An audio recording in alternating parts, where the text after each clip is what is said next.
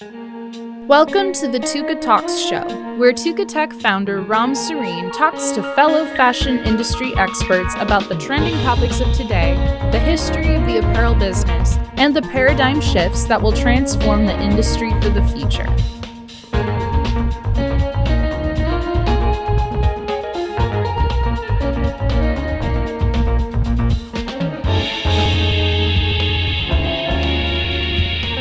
Greetings from Tukatalks. It gives me an immense pleasure to introduce you to today's guest, a very dear friend that I admire. I have the highest regard for this person. We're here with Joie Rucker, one of the icons in the industry. And I'll introduce Joie. Thanks Joie for Rucker. having me. Thanks for having me here. Thank It's you. always fun to spend time with you. Thank you, Joie. We've been friends for a very long time. We've worked together for a very long time in a lot of different companies. Give us a little bit of background. Well, before I met you, which was a very long time ago, I worked for Levi Strauss and I worked on different products with them.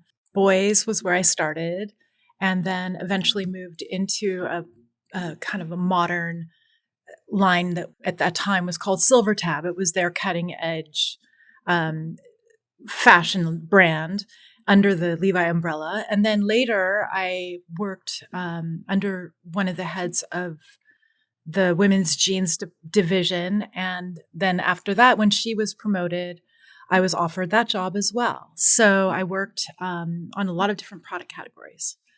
Then I was recruited by Guess Jeans to move to LA, which is when I met you. At Guess, I worked for the CEO, Maurice Marciano, and he became my mentor. And it was an amazing experience. And he was very familiar with you and all of your technology. And so that was a great experience for me. Then after that, I started my own company. It was a startup company called Joie with a partner and actually with two partners. And we had a really large success in the contemporary women's wear collection. And then after that, I've had subsequent companies that were successful. You sold that company. I sold my shares in that company. And then I started a company with a guy named Michael Glasser. Well, who talk about Michael Glasser for a couple of minutes more. Michael. God bless his soul. Good friend. Such a great guy. He's helped start amazing brands long before I ever knew him. But he had a brand called Democracy. This is before I knew him.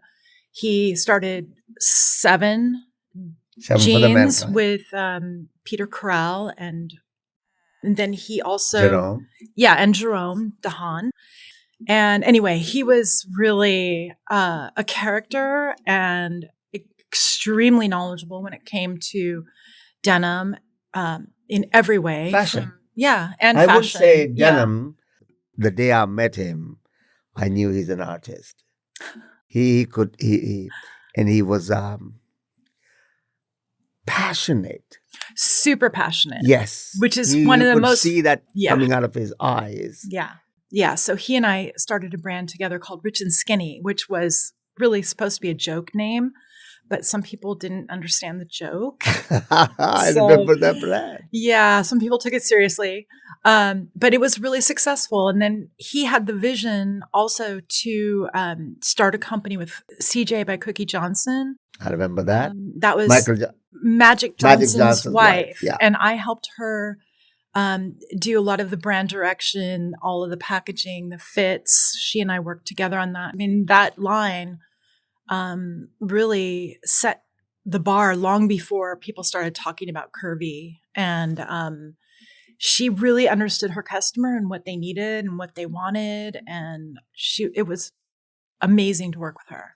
I think you had a pattern maker at that time. Amazing. Yvonne Franco. Amazing pattern maker. Yeah. I've worked with Yvonne, well, since you introduced me to her, which was back in I think it was at Joie that we first started working together. Correct. And she's an incredible pattern maker and a great, great person, was a great person in my career, helped me in so many ways. Only one person I know could do between 14 to 20 new patterns per day on denim jeans, and they fit every time, first time. Am I right? You're close. How close am I? We usually had some adjustments, but For fabric adjustments. yeah. It wasn't like the fit. The fits were amazing. I mean, Right. Yvonne is the queen of fit. And she was really fast at getting there. And it didn't matter if it was men's or women's or kids. She could do anything. In your learnings, you've gone through many aspects in the fashion industry, from a designer to the owner to developing a brand to growing like straight line growth. Yes. Joie, from 0 to 4 to 50 to up. Today's young people are looking at multiples and expanding their business in their startups and give projections. When I look at their business plans and I'm going, are you serious?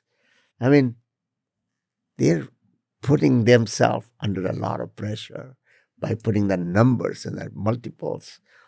I'm going to grow this much. What are the cons and pros? Well, I mean, I found in my own experience that you can grow really fast. It's not always the best way to do things, but you're right. We live in a society where people want immediate results. And even what we would have considered, 20 years ago, huge growth, now is like, meh, unless you're doing, big, big numbers. They're not impressed. And so there's a balance between attracting capital and growing your business and how much capital you need and what you need to do in terms of growth to keep people interested in being in business with you or giving you money to try to grow a brand. It's not, the patience level is not there. So unless you have your own money and you can self-finance and do that on your own, you really have to pay attention to the cadence of how quickly you're going to build your business or not. And, when you grow really, really quickly, it means that you need to have a lot of money. Ishwa, in the design world, where everybody wants to be a designer, everybody wants to be the owner, the entrepreneur, it's fantastic. You have the aspirations. What other skills do you have to have? Other than accounting? Oh, yeah. I mean, that's the thing, is like being an entrepreneur right now, you have to be able to do everything. And that's really hard because not everybody is good at everything, and so you have to also know when to let go and how to hire a team of people and build a team that can do, because it's a big job, designing and producing and promoting and selling and all of those things online, in person, in different countries. Those are all, like, each part of that process is a big, big job. And to expect that you as one person can do everything is just not very realistic. This is where I thought you could guide the younger people who have, let me get started, and except they didn't know how to read an Excel sheet or a balance sheet or make a financial statement or do a cash flow analysis or do letter of credits or understand the terms. Sometimes it's easier to stay within that little, what I call a pocket. You become $1 million or $2 million and you cap out. Because after that, you're somebody else's business. Yeah, I think it's good to decide how big you want your business to be. I mean, you might get an opportunity to grow it beyond your dreams, but I think it's good to like really have a target so that you know what you need when you're doing a startup. And then from there you can evaluate and tweak and evaluate and tweak, and that's an ongoing process. But I do think it's good to, when you're starting out, to really have a target on what you want to do. We've come a long way in the industry where the designers play different roles than they're playing today. Right. Where do you think we missed it? Well, I think that designers don't have a lot of the fundamental skills. They have a lot of advanced skills in terms of new technology and like, amazing pattern making systems, amazing, like the Adobe systems are incredibly advanced in terms of being able to sketch and do 3D models and all of that. But the fundamentals of making a garment, I think sometimes are not that in depth. I don't really blame fashion design schools for that. I think any fashion design student should be working as an assistant while they're going to school, because there are so many things that you just wouldn't even have time to teach in a classroom. And there are a lot of like things that make it very easy if you know them. They're simple things, but if you never had a job, you wouldn't know this is the fast way of doing that. And you don't have to then spend too much time on it. No, and also knowing what's important. I think that is something, maybe it's not that important that every sketch you have or that you do has an illustration. Maybe it really is about communicating, and like, it's not so much about making a beautiful picture. It's more about how are you communicating what you want. So those are my thoughts. You're on to something serious. Yeah. When you say communication, the designer is speaking with the technical design team and said, this is what I want. And they're trying to explain what they want, the way they used to explain to the pattern room, to the pattern maker. Mm-hmm. Except now the pattern maker is overseas. Mm-hmm. So this technical designer is going to make a beautiful tech back, a book of 30, 40, 50 pages, right? Yeah. And I'm not a fan. This book goes to the vendor. Vendor has a meeting. Then they figure out, okay, this is, I think, because it's all open to interpretation, what designer wants. And they finally put a garment together. So the garment arrives back at the brand level. Designer is now going to look at first time the garment that he or she wanted, that went through all this entire loop, came back, and now it is on a dummy or on a person.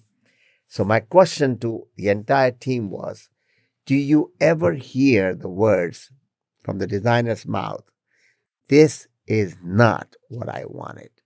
97% Joie people said yes. Yeah. But the question is, what did you do about it? Right. You still went back to the tech pack and the whole thing. Failed, continuously failed, and failed even miserably by hiring more and more technical design and confusing the daylights out of the vendors, slowing the whole supply chain down. And guess what? One thing was established. When the first garment arrived, design process started now. Now that the designer have the garment, to this garment, I want you to do this and that and make this change. A long list of changes come in, which goes to the vendor. And who's upset? Vendor. Why? Why am I going to make all these changes? Did I not make exactly the way your tech pack said? Right. I don't believe in that process at all. I agree with you. I mean, honestly, that starts with the designer. Because if the designer isn't communicating from day one, whether it's through a tech pack or through a sketch or through a some direction, then they're not going to get what they want. They may think they explained, but maybe they didn't even think it through clearly enough. I'll give you an example. I was working with a designer who was working for a very large company, and she was reporting to me, and she had done a 3D drape with help. And I looked at it and she said, "What do you think?" And I said, "Well, what are you trying to achieve here? Is this supposed to be that high-waisted?" And it was literally up here. And she's like, "Well, no, it wasn't." And I said, "Well, that's what it looks like. So why does it look like that?" And she was like, "Oh my gosh, you're right. It's too high-waisted." But she was so focused on telling the computer what to do that she wasn't using her eyes and looking at the garment and deciding whether she liked it or not. It's nothing but a 3D illustration of a product. It gets you nowhere. It adds zero value as far as the product is concerned, fit is concerned, sampling is concerned, because you still have to make a sample with a different pattern because the pattern generated on this 3D doesn't fit anybody, right? When you and I started in this industry, the designer had to know pattern making, had to be able to cut and sew his own samples. Right. Yes, when they grew, they got an assistant to make patterns for them, but they were in sync. They knew, looking at the pattern, if the pattern is going to fit or not. They didn't have to go through the entire process. Right. We don't have that skill anymore. Really, every designer should be looking at the pattern before they even cut it, because there can be a lot of things that you can correct. If you see it, you go, "Oh, that's not exactly the shape I wanted," or, that neckline isn't as low as I wanted it, really. And you can see that if you just look at the pattern. You're not going to see everything because there's nuance in fabrications, etc. But there are a lot of things that can be corrected just visually when you see a pattern printed out or on the screen or however you want to do it. Switching our conversation to today's challenges and your input on those. In a fast-changing world, in the e-commerce, in light of all these stores closing, retail stores, where do you think the industry is going? I don't think it's going there right now, but I think it will be going there. We need to bring the customer's experience and also the connection between the customer and the clothing closer to home. Right now, it's really far away. Even if you walk into a department store, let's say, which nobody does, but let's say you go into a department store, I'll speak for myself. I don't feel a connection. The people who are working on the floor usually don't know the product and can't advise on styling or fabrication or what might look good on my body type or any of the things. And they're also usually fighting over commissions on this floor. It's not about customer service and customer experience. They might speak to that, but it's not actually what's happening. So I think that the customer experience needs to change. And I'm working on that, actually. That's something I'm really excited about. I'm going to ask you to expand on that, but before we go there, I just saw an article of the number of stores closing in 2024. The number of stores closing in 2024 is the most hair-raising number. Mm-hmm. If somebody is not afraid, they should go look at the number. It is not just the store numbers, 400 stores, 1,000 stores closing here, but it's going to have so many other effects, like what's going to happen to the real estate, all these stores which are going to be empty in all the malls. What's going to happen to all the areas? What's going to happen to the people working in those stores? What's going to happen to the people who were servicing the little restaurants, the parking lot attendants. There are hundreds and thousands of jobs online, all because of what? Because our retailers didn't understand. Right. Didn't understand that the time has come to make a difference. Small stores will continue to grow. The one where you walk in and the person is greeting you and helping you. What is it you called it? Experience. Right. It's the interaction, it's the experience. There's a retailer that I was fortunate enough to sell to in the South Bay. And the gentleman who owns the business is amazing. And he has a really true, deep connection with his customer. He knows their closet. He buys for them when he goes to purchase brands for his customers because he knows them so well. He knows their names. He knows how big their families are. He knows how many coats they have, how many skirts they have, how many pairs of jeans they have, what are their favorite shoes. I mean, he has that in-depth relationship, and his customers adore him. They won't go anywhere else to buy anything. He can sell them everything that he has in the store, jewelry, and helps them look beautiful and feel great. And that is what is lost. Right now, you have these poor retailers that have a store, and because of the way things are, they're having to do all jobs. They have to be the buyer. They have to be the receiver. They have to be the person who tags the clothes. They don't have time for their customer anymore. They're doing all of these jobs. And so it's really hard to do that and then also give the customer a great experience. And it's really hard to do in a department store, but they used to do it a long time ago. I know. But so now we have all these great things that are happening online. And I really think we need to recreate that relationship, that activation, that feeling of community, that extra customer service that happens in a great boutique. I think it can be replicated online. And I think people appreciate that effort. And I think they really love having great customer service, whether it's a restaurant or a clothing store or you name it. Having somebody care about your business really matters. End of story. It's your hard-earned buck you're going to be taking out of that wallet and handing over.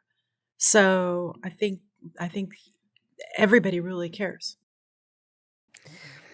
I knew a restaurateur who had a small little sandwich shop in front of a hospital, university hospital, that turned into a nice restaurant. And it was in a house. That restaurant, the name is India Gardens. Not there anymore, but it was considered to be one of the 10 best restaurants in Canada for years.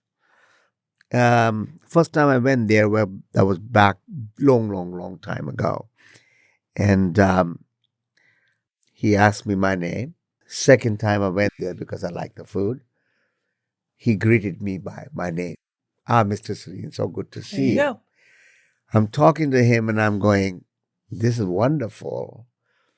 I am wanted in this place. And the guy paid personal attention to me. Then I found out he does that to everybody. All the customers coming in, he knew each and every person's name. Yeah.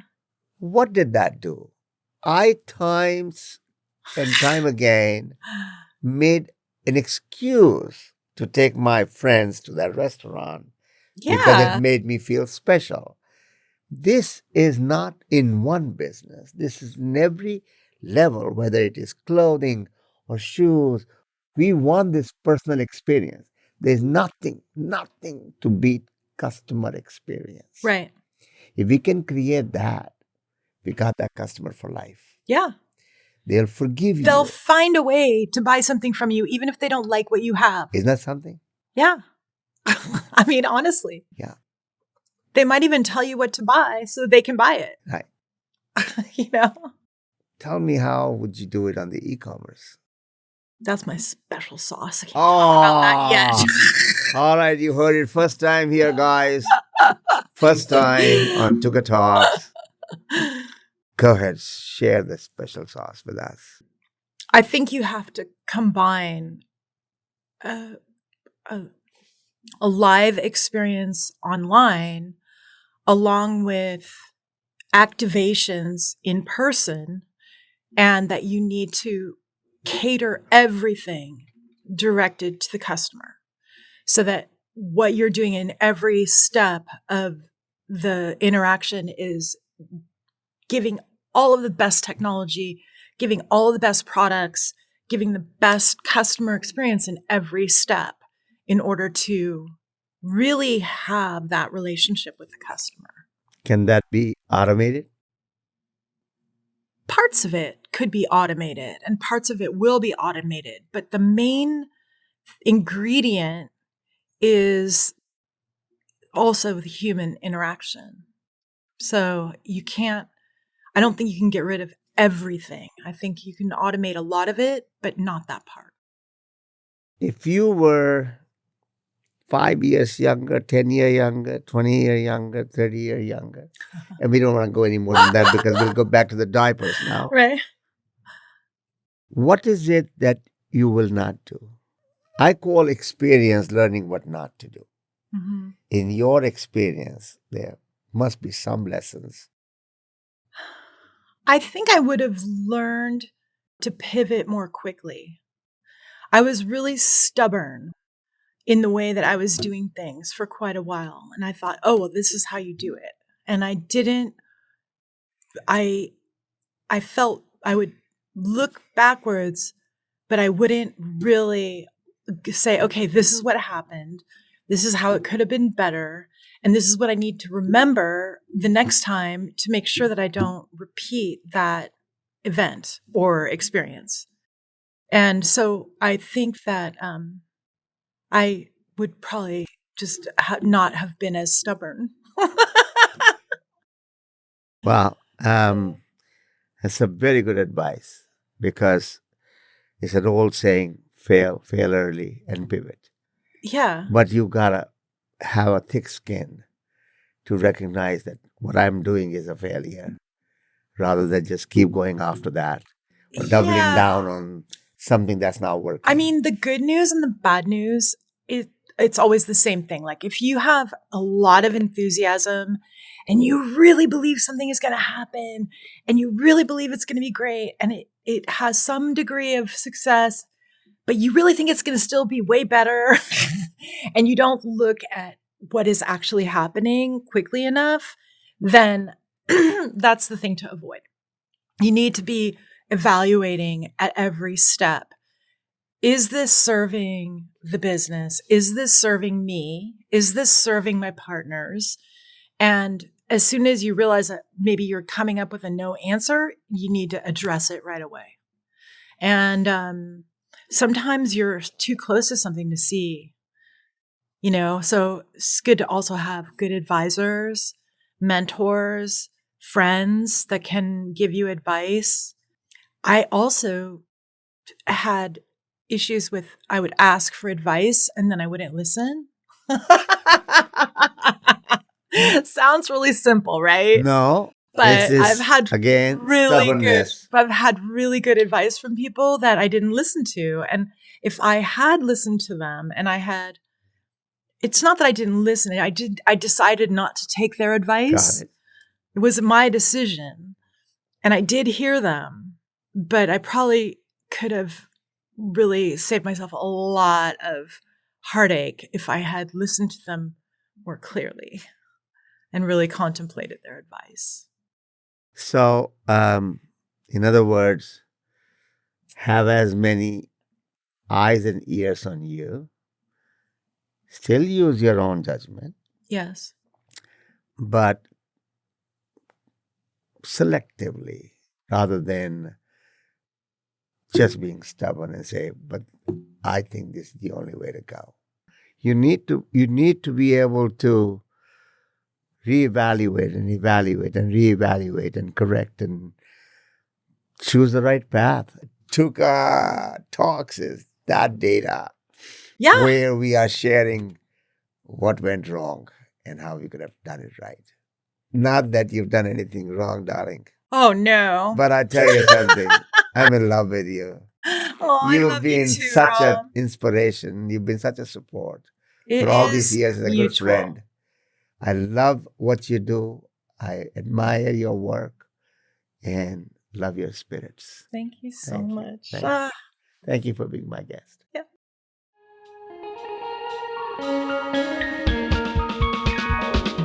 Thanks for listening to this discussion presented by Tukatalks. If you found something in this conversation insightful, we would love for you to click the share button and send this episode to a friend.